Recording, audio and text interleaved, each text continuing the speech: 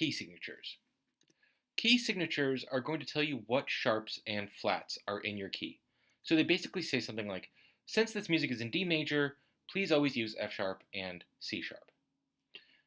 Key signatures place the accidentals used in the key to the right of the clef, and so there you see the key signature of D major. There's a F sharp there, that top line, and then two spaces down from that, you have your C sharp, and this says whenever you see an F, play an F sharp. Whenever you see a C, play a C sharp. And across all keys, they'll look something like this, where some keys have more sharps in them and some keys have fewer sharps. The key of G has one sharp and that's F sharp, whereas the key of C sharp has lots of sharps in it. And the same thing with flats. F has one flat and that's B flat has two flats, whereas the key of C flat has lots of flats. Now we'll come and back and talk more specifics about this, but first let's talk about some vocabulary words. The word diatonic. The word diatonic means, describes the pitches in a scale. The pitches that you get from a well-formed key signature. So D, E, F sharp, G, A, B, C sharp, the notes in the key of D major are diatonic to the key of D major. Sharp key is a key with at least one sharp in it, whereas a flat key is a key with at least one flat in it.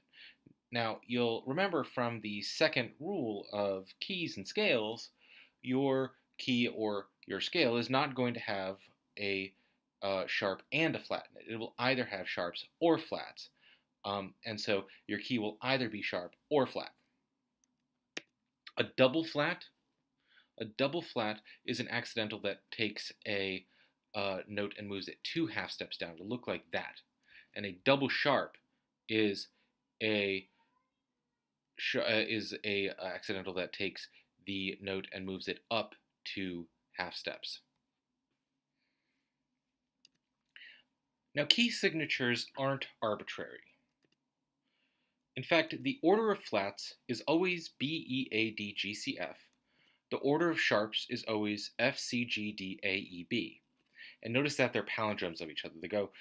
They're backwards versions of the other.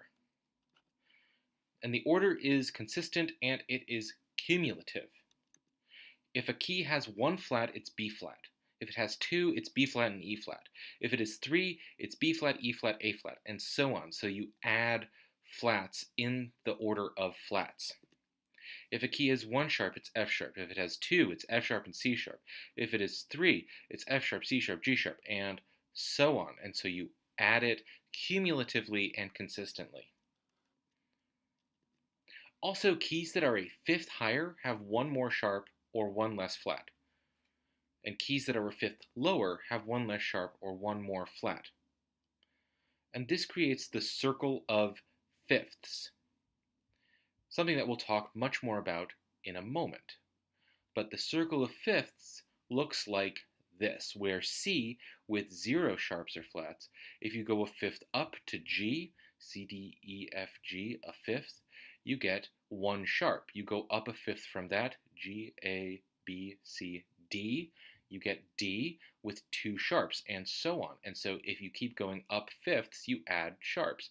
You go down a fifth, so let's start on C and then go back a fifth, C, B, A, G, F, you get 1 flat with F major. Down a fifth, you get B flat with 2 flats, and so on.